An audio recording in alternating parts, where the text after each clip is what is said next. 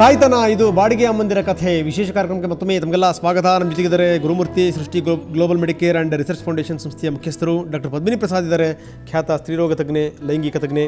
ಅನಿಲ್ ಕುಮಾರ್ ಮತ್ತು ಲಲಿತಾ ಇದ್ದಾರೆ, ಬಾಡಿಗೆ ತಾಯಿ. ಅವರಿಗೆ ಬೆಂಬಲ ಕೊಟ್ಟಂಥವರು ಗಂಡ ಅನಿಲ್ ಕುಮಾರ್ ಅವರು. ಆಶಾ, ಶುಭ ಮತ್ತು ಮೀನಾಕ್ಷಿ, ಸೃಷ್ಟಿ ಸಂಸ್ಥೆಯ ವ್ಯವಸ್ಥಾಪಕಿ ಮೀನಾಕ್ಷಿ ಕೂಡ ನಮ್ಮ ಜೊತೆಗಿದ್ದಾರೆ. ಬನ್ನಿ, ನಾನು ಚರ್ಚೆ ಮಾಡ್ತಾ ಇದ್ದೀನಿ ಆಶಾ ಅವ್ರ ಜೊತೆಗೆ. ಒಂದು ಅದ್ಭುತವಾದಂಥ ಒಂದು ಮಾತುಗಾರಿಕೆ ಅಂತಂದ್ರೆ ಅದು ಅನಿಲ್ ಕುಮಾರ್ ಅವ್ರದ್ದು. ಅವರ ಮನೋಭಾವನೆ ಹೇಗಿತ್ತು ನೋಡಿ. ಅವರ ಅಕ್ಕನ ಸ್ಥಿತಿಯನ್ನು ಬಹಳ ಹತ್ತಿರದಿಂದ ಕಂಡಿದ್ದರು ಅವರು. ಭಾವ ಹೊಡಿತಿದ್ದಂಥ ರೀತಿ, ಆತ ಬಳಸ್ತಿದ್ದಂಥ ಪದಗಳು, ಆಡಿದಂಥ ಬೈಗುಳುಗಳು ಅವೆಲ್ಲವೂ ಕೂಡ ಇದರ ಮೇಲೆ ಬಹಳ ಪರಿಣಾಮ ಬೀರಿತ್ತು. ಆರಂಭದಲ್ಲಿ ಹೆದರಿದ್ರು ಗಂಡ. ಹೆಂಡತಿ ಲಲಿತಾ ಹೇಳಿದಂಥ ಸಂದರ್ಭದಲ್ಲಿ ಅವರಿಗೆ ಒಂದು ಲೆಕ್ಕದಲ್ಲಿ ಭಯ ಇತ್ತು, ಆತಂಕ ಇತ್ತು, ಹೇವರಿಕೆ ಇತ್ತು, ಏನಾಗುತ್ತೋ ಏನೋ. ಯಾಕಂದರೆ ಸಂಬಂಧಿಕರು ಒಪ್ಪಲ್ಲ, ತಂದೆ ತಾಯಿಗಳು ಒಪ್ಪಲ್ಲ, ಅಕ್ಕಪಕ್ಕದ ಮನೆಯವರು ಕೂಡ ಒಪ್ಪಲ್ಲ. ಹೀಗಾಗಿ ಯಾವ ರೀತಿ ನಾವು ಹೆಜ್ಜೆ ನೆಡಬೇಕು ಅನ್ನುವಂಥದ್ದು. ಆದರೆ ಗಂಡ ಹೆಂಡತಿ ಇಬ್ಬರು ಮಾತುಕತೆ ಮಾಡಿಕೊಂಡ್ರು, ಒಂದು ನಿರ್ಧಾರಕ್ಕೆ ಬಂದರು.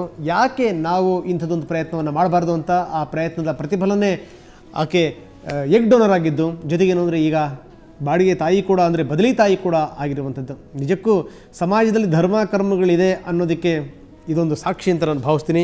ಬನ್ನಿ, ಸೊ ಇದೇ ರೀತಿ ಹೆಜ್ಜೆ ಇಟ್ಟಂಥ ಆಶಾ ನಮ್ಮ ಜೊತೆಗಿದ್ದಾರೆ. ಏನಂತಾರೆ ಕಾರಣ? ಆಶಾ ಮೇಡಮ್ ನಮಸ್ಕಾರ, ಏನಂತೀರಿ ತಾವು? ಸರ್, ನನಗೆ ತುಂಬ ಪ್ರಾಬ್ಲಮ್ ಇತ್ತು. ಬಟ್ ನಮ್ಮ ಮನೆಯವ್ರಿಗೆ ಫಸ್ಟಿನ ಹೆಂಡ್ತಿ ಒಬ್ಬರಿದ್ದರು, ಅವ್ರಿಗೆ 2 ಮಕ್ಕಳಿದ್ದಾರೆ. ಅವ್ರು ತೀರೋದ್ಮೇಲೆ ಅವ್ರ ಮಕ್ಳನ್ನ ನೋಡ್ಕೊಳ್ಳೋಕ್ಕೋಸ್ಕರನೇ, ಅದು ಅಲ್ಲದೆ ಅವ್ರ ಫಸ್ಟಿನ ಹೆಂಡ್ತಿ ನನ್ನ ಕ್ಲೋಸ್ ಫ್ರೆಂಡು, ಅವ್ರ ಮಕ್ಳನ್ನ ನೋಡ್ಕೊಳ್ಳೋಕ್ಕೋಸ್ಕರನೇ ನಾನು ಮದುವೆ ಆದೆ. ಓಹೋ, ಒಬ್ಬೊಬ್ಬರದ್ದು ತ್ಯಾಗದ ಕಥೆ ಮೇಡಮ್. ನಿಜವಾಗ್ಲೂ ಆ ಮಕ್ಕಳು ತುಂಬಾ ಮುದ್ದಾಗಿದೆ. ನಿಜವಾಗ್ಲೂ ನನ್ನ ಮಕ್ಕಳು ನನ್ನ ಅಷ್ಟು ಇಷ್ಟಪಡಲ್ಲ, ಅಷ್ಟು ಚೆನ್ನಾಗಿ ಇಷ್ಟಪಡ್ತಾರೆ. ಅವ್ರನ್ನ ನೋಡ್ಕೊಳ್ಳೋಕ್ಕೋಸ್ಕರನೇ ಮದುವೆ ಆದೆ. ಆಮೇಲೆ ಅಂದೆ ನನಗೂ 2 ಮಕ್ಕಳಾಯಿತು. ಮಕ್ಕಳಾದ್ಮೇಲೆ ತುಂಬ ಪ್ರಾಬ್ಲಮಲ್ಲಿದ್ದೆ. ನಮ್ಮ ಮನೆಯವರು 2 ಮಂತಲ್ಲಿ ತುಂಬಾ ವೀಕ್ ಆಗೋದ್ರು. ಶುಗರ್ ಒಳಗಿಂದೊಳಗೆ ಇತ್ತು. ನಾವ್ಯಾರೂ ನೋಡ್ಕೊಂಡಿಲ್ಲ, ಎಲ್ಲ ಮಾಡಿದ್ರು. ಆಮೇಲೆ 2 ಮಂತ್ ಆಯಿತು ನಾನು ಸೆಲೆಕ್ಷನ್ ಆಗಿ ಇದು ಆಗೋಕ್ಕೆ. ಆಮೇಲೆ ಎಗ್ ಡೋನೇಟ್ ಮಾಡಿದೆ. ನಮ್ಮ ಮನೆಯವ್ರಿಗೆ ಫಸ್ಟ್ ಹೋಗಿ ಹೇಳಿದೆ ನಾನು, ಕೌನ್ಸಿಲಿಂಗ್ ಆದಮೇಲೆ, ಈ ಥರ ಇದೆ ಕಣಪ್ಪ, ಒಂದು ಸ್ವಲ್ಪ ನಮ್ಮ ಪ್ರಾಬ್ಲಮ್ಮು ಸಾಲ್ವ್ ಆಗುತ್ತೆ, ಇದಕ್ಕೆ ಕೈ ಹಾಕಿದ್ರೆ. ನಮ್ಮ ಮನೆಯವರು ಬೇಡ ಹಾಗೆಲ್ಲ ಹೋಗೋದು, ನೀನು ಎಷ್ಟೇ ಪ್ರಾಬ್ಲಮ್ ಇದ್ದರೂ ನಾನು ಸಾಕಿ ಇದು ಮಾಡ್ತೀನಿ, ನೀನು ಬೇಕಾಗಿಲ್ಲ ಹೋಗೋದು ಅಂದರು. ನಾವು ಆಮೇಲೆ ಕೂತ್ಕೊಂಡು ನಿಧಾನಾಗಿ ಹೇಳಿದೆ, ಇದೇನು ಕೆಟ್ಟ ಕೆಲಸ ಅಲ್ಲಪ್ಪ, ನಾವು ಹಿಂಗೆಲ್ಲ. ನಮ್ಮ ಮನೆಯವ್ರನ್ನ ಕರ್ಕೊಬಂದೆ. ಕೌನ್ಸಿಲಿಂಗ್ ಮಾಡಿಸ್ಕೊಂಡ್ರು ಅವರು. ಅವ್ರಿಗೂ ಯಾಕೋ ಒಳ್ಳೇದು ಅಂತ ತೋರಿಸ್ತು. ಸರಿ ಹೋಗುವಮ್ಮ ಅಂತ ಹೇಳಿದ್ರು. ಅವರು ಸೈನ್ ಮಾಡಿದ್ರು. ಸೈನ್ ಎಲ್ಲ ಮಾಡಿದ್ಮೇಲೆ ಎಗ್ ಡೋನರ್ ಮಾಡಿದೆ. ಎಗ್ ಡೋನರ್ ಮಾಡಿದ್ಮೇಲೆ ನನಗೂ ಯಾಕೋ ಆಸೆ ಆಯಿತು, ಸರ್ವಗೇಟ್ ಆಗೋಣ.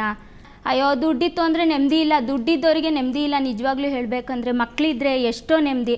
ಅದನ್ನೆಲ್ಲ ನೋಡ್ತಿದ್ದೆ ನಾನು. ನಮ್ಮ ಮನೆಯವ್ರಿಗೆ ಹೇಳಿದೆ, ಅಮ್ಮ ನಾನು ಸರ್ವಗೇಟ್ ಮದರ್ ಆಗ್ತೀನಿ ಅಂತ ಅಂದೆ. ನಮ್ಮ ಮನೆಯವ್ರು ಏನೂ ಮಾತಾಡಲಿಲ್ಲ. ಸರಿ ನಿನ್ನ ಖುಷಿ ಕಣಮ್ಮ ಅಂದರು. ಅದು ಅಲ್ಲದೆ ಅಕ್ಕಪಕ್ಕದವರೆಲ್ಲ ಏನೇನೋ ಕೆಟ್ಟದಾಗಿ ಮಾತಾಡೋಕ್ಕೆ ಶುರು ಮಾಡಿದ್ರು.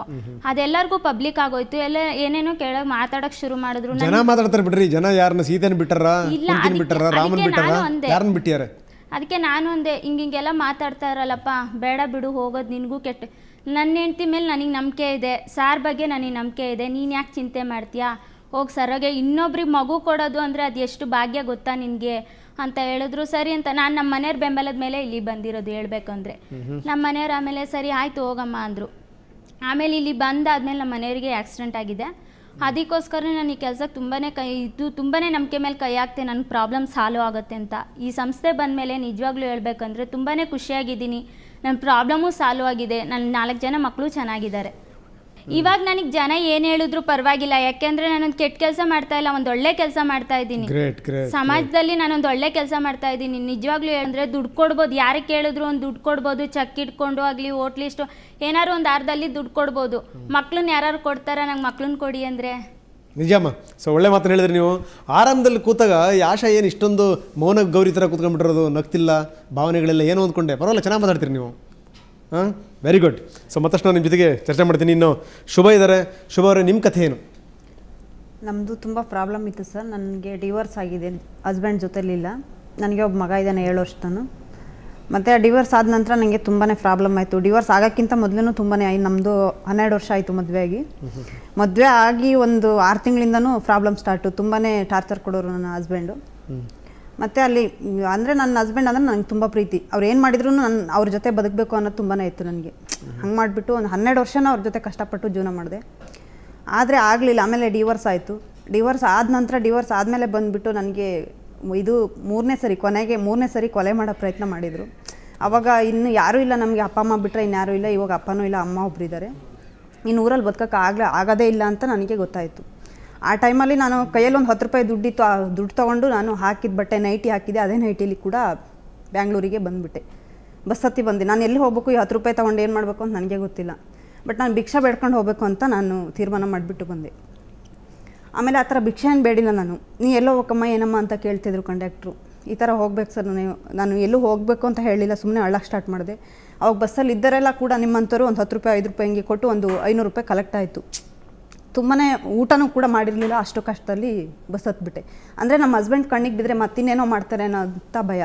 ಪೊಲೀಸ್ ಕಂಪ್ಲೇಂಟ್ ಕೊಟ್ಟಿದ್ದು, ಪೊಲೀಸ್ನವರು ಕೂಡ ಅವ್ರನ್ನ ಇದು ಮಾಡಲಿಲ್ಲ. ಆಮೇಲೆ ಮತ್ತೆ ಯಾರ್ಯಾರಿಗೆ ಇಂಪ್ಲೇನ್ಸ್ ಮಾಡಿಸಿ ನಮ್ಮ ಚಿಕ್ಕಪ್ಪ ಅರೆಸ್ಟ್ ಮಾಡಿಸಿದ್ರು. ಆ ಟೈಮಲ್ಲಿ ಅವರು ಕಸ್ಟಡಿಯಲ್ಲಿದ್ದರು, ಒಂದು 2 ಮಂತ್ ಇದ್ದರು. ಆ 2 ಮಂತಲ್ಲಿ ಹೋಗ್ಬಿಟ್ಟು ಮತ್ತೆ ಊರಿಗೆ ಹೋಗ್ಬಿಟ್ಟು ನನಗೆ ಏನೇನು ಬೇಕು, ನನ್ನ ಮನೆ ಸಾಮಾನುಗಳು ಏನೇನು ಬೇಕು ಅದನ್ನು ತೊಗೊಂಬಂದ್ಬಿಟ್ಟು ಬ್ಯಾಂಗ್ಳೂರಲ್ಲಿ ಇಲ್ಲಿ ಮಂಜು ಅಂತ ಒಬ್ರು ಇದ್ದಾರೆ, ಅವ್ರು ನನಗೆ ಮನೆ ಮಾಡಿಕೊಟ್ರು. ಅವರು ನಮ್ಮ ಅಣ್ಣ ಅವರು ಮನೆ ಮಾಡಿಕೊಟ್ರು. ಅಲ್ಲೇ ಇದ್ದೆ. ಮತ್ತು ಒಂದು 5,000 ರೂಪಾಯಿ ಪೇಮೆಂಟ್ ಬರೋ ಅಂತಲ್ಲಿ ಕೆಲಸಕ್ಕೆ ಹೋದೆ. ಫಸ್ಟು 4,500 ಪೇಮೆಂಟಿಗೆ ಹೋದೆ, ಅದು ಫ್ಯಾಕ್ಟ್ರಿಗೆ ಹೋದೆ. ಆ ಫ್ಯಾಕ್ಟ್ರಿನಲ್ಲಿ ತುಂಬ ಟಾರ್ಚರ್ ಸರ್. ಫ್ಯಾಕ್ಟ್ರಿ ಅಂದರೆ ಇದು ಏನು ಜೀವನ ಅನ್ನೋದು ನನಗೆ ಗೊತ್ತಿರಲಿಲ್ಲ. ತುಂಬ ಹೆಣ್ಮಕ್ಳು ಬದುಕ್ಬೋದು ಫ್ಯಾಕ್ಟ್ರಿಲಿ ಬ್ಯಾಂಗ್ಳೂರಲ್ಲಿ ಅಂತ ನಾನು ತುಂಬ ಖುಷಿಯಾಗಿ ಅಂದ್ಕೊಂಡಿದ್ದೆ. ನಾನು ಬದುಕ್ತೀನಿ ಅಂತಲೂ ಅಂದ್ಕೊಂಡಿದ್ದೆ. ಆದರೆ ನಮಗೆ ಹೆಲ್ಪರ್ ಕೆಲಸಕ್ಕೆ ಬಿಟ್ಟರು. ಈ ಕೈ ಬೆರಳುಗಳೆಲ್ಲ ರಕ್ತ ಸುರಿಯೋಕ್ಕೆ ಸ್ಟಾರ್ಟ್ ಆದವು 3-4 ದಿವಸ ಕೆಲಸ ಮಾಡಿದ್ದಕ್ಕೆ.